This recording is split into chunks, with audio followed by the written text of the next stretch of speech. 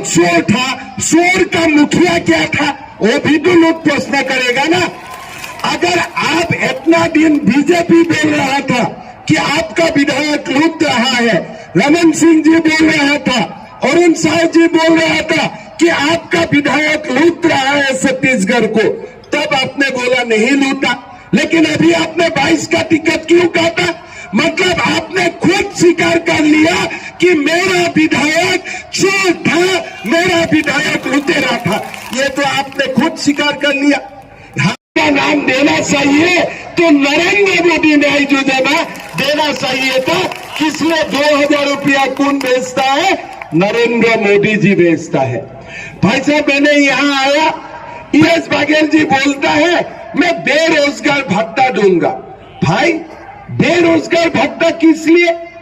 बेरोजगार भत्ता हमें नहीं चाहिए, हमें तो रोजगार चाहिए सरकार से। हमें कोई बेरोजगार को लेकर, आम सभा के लेकर क्या कहें और कई बात।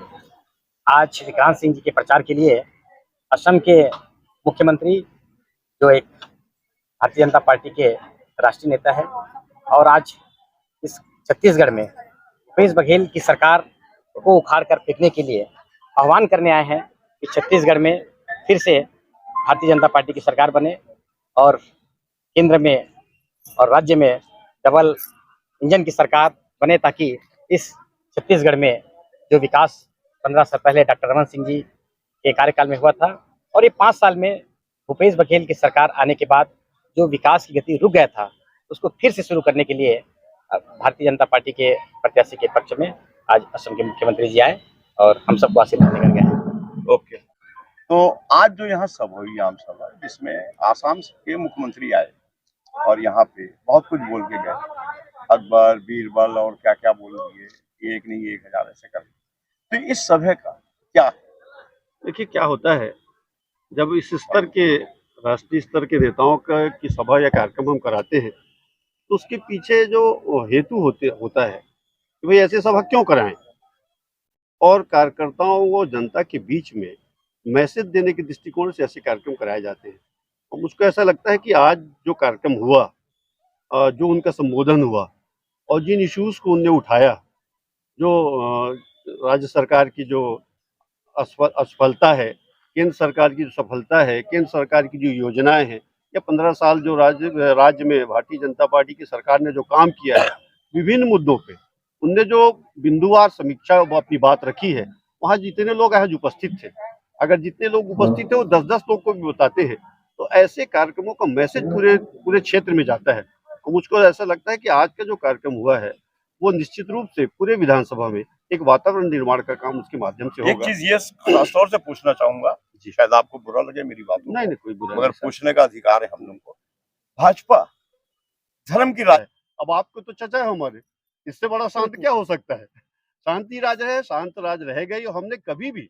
हमने तो जो झूठे सेकुलर लोग हैं उनके विरुद्ध हमारी लड़ाई है। हम तो सबको एक जैसे मान के चलते हैं, और भारतीय जनता पार्टी का आप अगर अंदर आएंगे, जो हमारा जो नेटवर्क उसमें आप काम करोगे, तो आपको अंदाजा, आप जानते भी हो, आप यहाँ के सबसे वरिष्ठतम यहाँ के पत्रकार हैं, अब मीडिया में देख रहे हैं आप।